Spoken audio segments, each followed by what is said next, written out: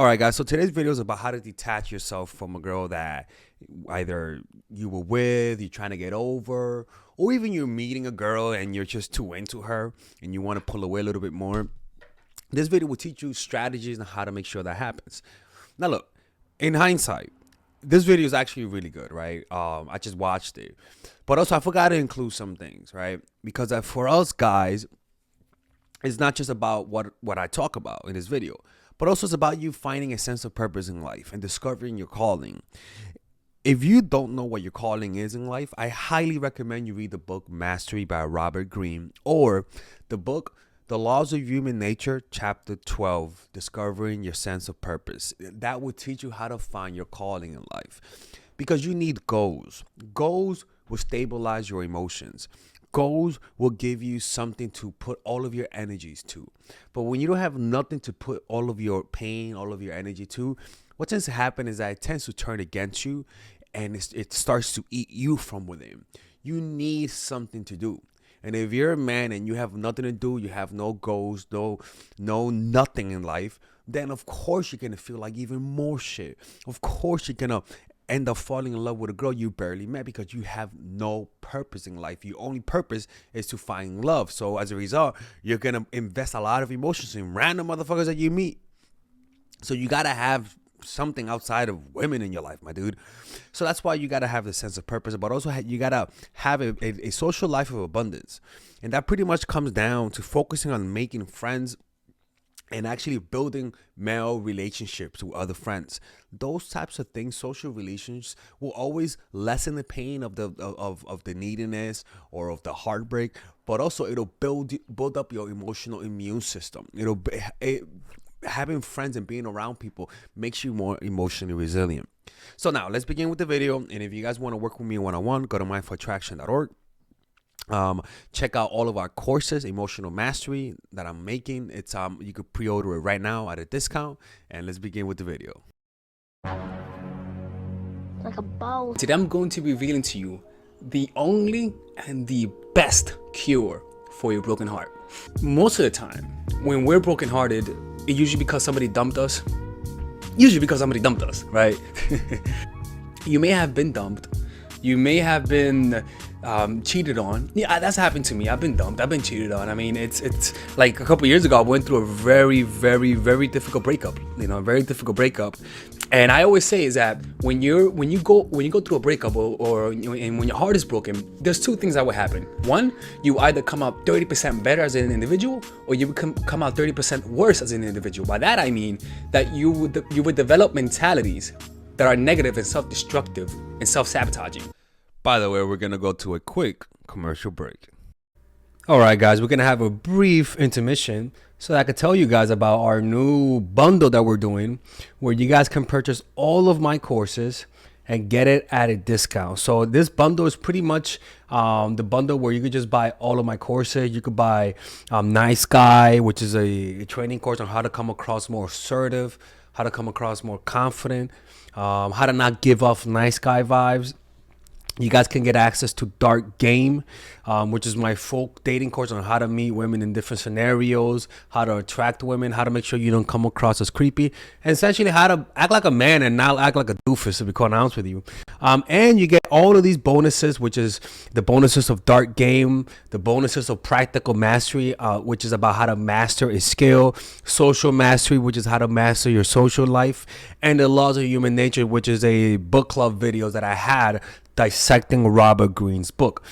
All of this is naturally at around naturally is at $346, but you guys can purchase this bundle and get it at what's the price again? Get it at $238 pretty much. So you guys can purchase it right now. It's a money back 30-day money back guarantee. It's a good way to, rather than just buying them individually and paying extra, you guys can just purchase everything at a discount price. Now, the only thing I don't like is the fact that I'm giving you a lot of information at the same time. That makes me kind of scared, because a lot of times people don't do the things that I teach when you get too much information. But I've gotten too many requests to do this, so I'm just satisfying you guys. Purchase it right now by clicking on the description down below where it says purchase the bundle. All right, let's continue with the video. Anyways, so what's the cure for a broken heart? I did everything. I tried everything, man. And the number one thing is the last thing I would think of. And is this: going into the pain. Most of the time, throughout most of our lives, we usually run from pain. Think about it. Most of the time, we're always trying to feel better. For example, you get hungry and what do? You eat, because why? You want to feel better. Let's say you're in traffic and you cannot move, right? You gotta go to work, but you want to move. Why? Not because you want to get to work, but because by getting to work, you feel better, depending on the job you do. We usually want to, drink or go out because going out makes us feel what? Better. A lot of the root cause of our destructive behavior comes from the mentality of wanting to feel better, not wanting to feel what you feel right now. So the key to heal your broken heart is this: go into your pain, run towards the pain. Most of the time, we're always trying to get away from our problems, and we never think to maybe, just maybe, try the opposite and run towards the pain. Okay, so how do you do that? You may say to yourself, it's simple, it's fucking obvious. You feel the pain, don't you, right? What's funny is that the course that I'm making, Emotional Mastery, which is a course on how to apply presence to every part of your life. It's a 6 to 8 week course that I'm making right now. What most likely I will release it before the summertime, to be honest with you.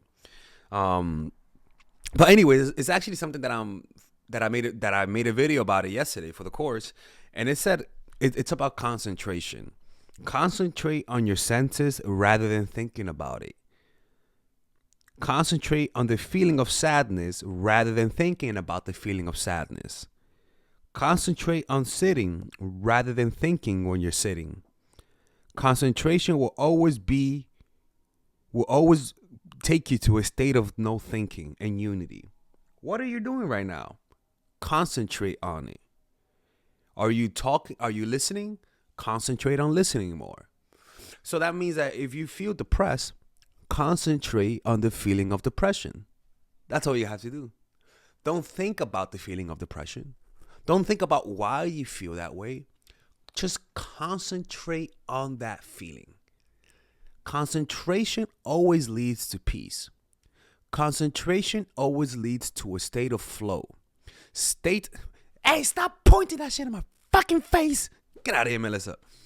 Concentration, whenever you concentrate, peace arises from it. So just concentrate on that feeling. Don't judge it. Just concentrate on it. Concentrate on your resentment. Concentrate on your depression. Concentrate on that. Don't think about it. Just concentrate on the feeling. There's a difference between thinking about it and concentrating on it. Big difference. And you could pre-order that course by clicking the description down below. You could pre-order it at a much more affordable price. So rather than trying not to think about it, rather than not trying to distract yourself, which is what everyone recommends, what I recommend for you to do is this: feel the pain in its entirety. Why? Because by feeling the pain, you're allowing your body to decompose it, to flush it out. You see what I'm saying? So what I always like to ask myself is, I wonder what's going on inside of me right now. Try this with me right now. I want you to try this with me, okay? I want you to feel that pain. What are you feeling right now? And I'm gonna do it with you, okay? And this is how it's done. It's part of mindfulness. Feel that pain right now. Ask yourself, I wonder what's going on inside of me right now. And just feel that pain. Notice how it feels. Can you feel the location of the pain? Just locate it. I don't want you to think about it. Just with your attention and awareness, locate the feeling. Okay? Notice how big that feeling is. Notice the size, its circumference. Can you notice the energy level? Is it a high energy level or is it a small energy level? Notice the tension around that feeling. Is it tight or is it loose? Notice how it revolves. Notice how it moves inside of you. Okay? Now, can you feel the space around the emotion? I want you to notice that, because your emotion is inside of you, right? You feel that emotion, right? You do. But can you feel the space that allows the emotion to be there? Rather than focusing on the emotion itself, can you feel the space around it? Just feel that space. It's inside your body. Feel that space. right? For example, let's say that you think and say a thought in your mind, high, high, high. Just say that, okay? And observe the high. Say high, and just observe the word high in your mind. Can you sense that there's a space in your head that allows your thoughts to be there, right? You feel that space, right? Okay. Now that same space is your awareness. Your awareness allows your emotions and your thoughts to be. So by feeling that space in your body that allows your emotions to be, suddenly you're not your emotion. You're the space around the emotion. You stepped out of it, out of the trance of unworthiness, the trance of the illusion, and now you're stepping into power by simply observing the emotion. You're not the emotion anymore. It's kind of similar. The illusion that I'm referring to is kind of similar to when you're in a dream. You're under the illusion that you're in reality. And the dream the dream world and your emotional reactions to the dream world is so intense. It's so intense that you actually begin to believe that this is your real life until you actually become lucid and test it, right? By asking yourself, am I dreaming? Or by observing your breath, or by observing the emotion, you realize, holy shit, I'm in a dream. You realize, oh my God, I'm not the emotion. There is peace around this emotion. The only chaos is whenever I think I am the emotion. The only chaos is when you believe that what you're seeing is reality and not a dream. The only illusion is when you think that monster is real, but in reality, it's just a figment of your dreams. Once you realize that you're not the emotion, all of a sudden there's a separation between you and the reaction. And now that separation in reality emanates peace, emanates acceptance. You're the observer of the emotion. Now, I want you to notice this, right? Think about this. You feel that pain and that emotion, right? Feel that right now. Feel it fully right now. And it may hurt, but I want you to notice the part of you that says this hurts. I just want you to observe that emotion right now. Just notice your breath as you observe the emotion, and it's going to be painful, right? But I want you to notice yourself not wanting to feel that pain right now. Now, keep noticing the body, the emotion, and I want you to notice the physical characteristics of the emotion, okay? You're gonna get somewhere with this. Notice the physical characteristics of the emotion, okay? And I want you to notice the tension that's in that emotion. And if you notice, the emotion that you feel in reality is more physical than anything else, right? It's more physical, okay?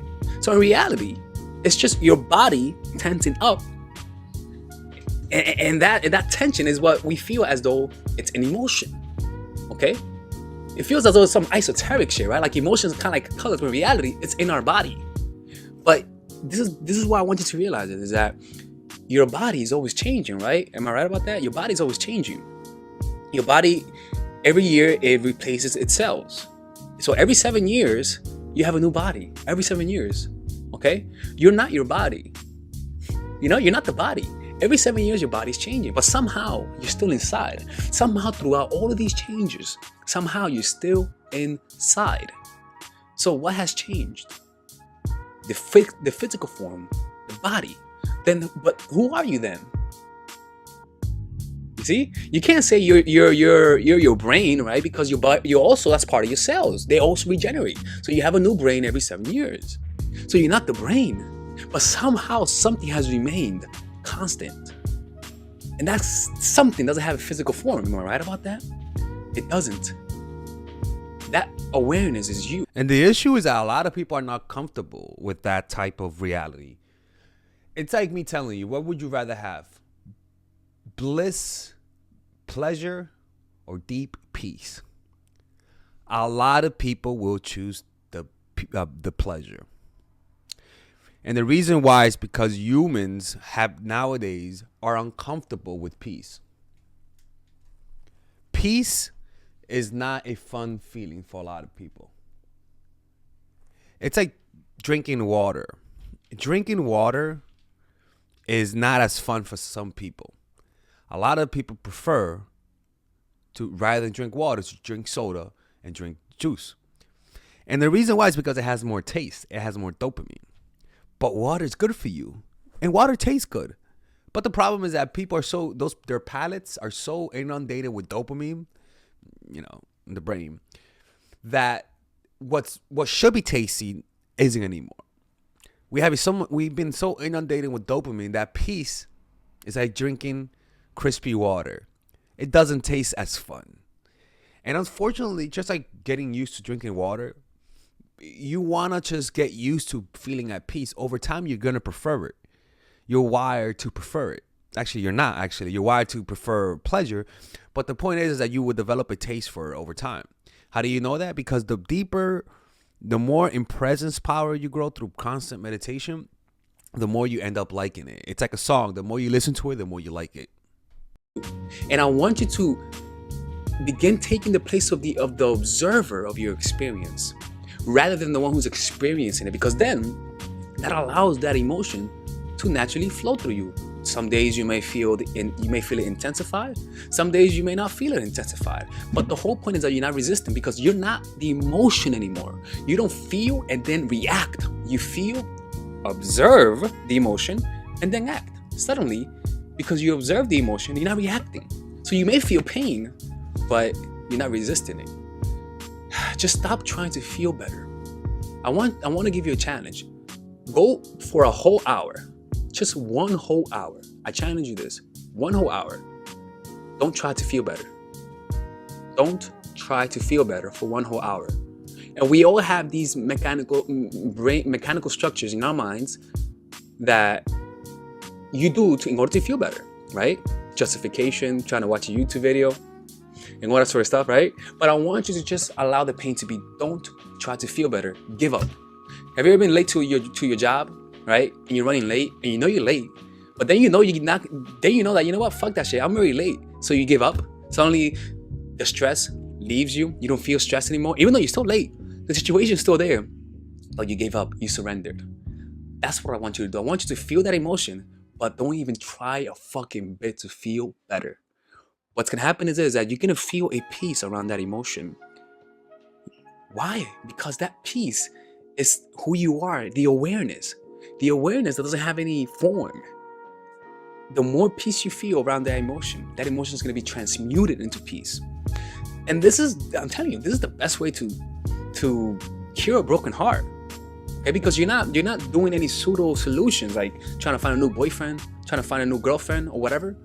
Or trying to find, a new husband. No, you're allowing yourself to experience it fully. You're not resisting life. And this is pretty much the whole point of this channel, is to help you turn everything in your life into a spiritual practice. That's the whole point. To help you turn everything into a spiritual practice. When you learn to do that, you could begin to actually grow. You could begin to actually bend with life rather than resisting it. The strongest trees are not the ones who are the strongest in terms of like having the thickest root. The strongest trees are the ones that could bend the best. How do you know the best types of metal are not the hardest ones? The best type of metal are the ones that have bendability, that bend, that has that type of like dexterity, right? Because if it doesn't bend, it's gonna break. But if it's able to bend, then it's able to take the hits. It's the same thing with humans. Adaptability and being able to bend with the blows that life throws at you over time creates a callus of strength, creates a callus that emanates peace, not even peace, but that emanates wisdom per se, because the people can sense you've suffered. And once you don't resist life works for you. That happened to me. Let me tell you something, even to this day I still feel pain. Even to this day, I still feel some pain, man. It's been years, and I still feel pain, but I'm not resisting it. I'm like, whatever. Like, it is what it is. It's my body. I'm not my body, but I'm the one who has a body. It is what it is. You gotta go with it. All right. And that's the basics of letting go and how to mend a broken heart. And when you do this, your life will never be the same. All right, guys, I hope you guys enjoyed this video. If you guys want to work with me one-on-one, we have 20% off all of our one-on-one coaching calls. Click on the description down below to purchase those coaching calls. Using the coupon code 20, coupon code 2020 in order to get the discount. Only phone on one-on-one coaching calls. Pre-order Emotional Mastery and check out all of our courses that I have for sale. All right. And I'll see you guys in the next video.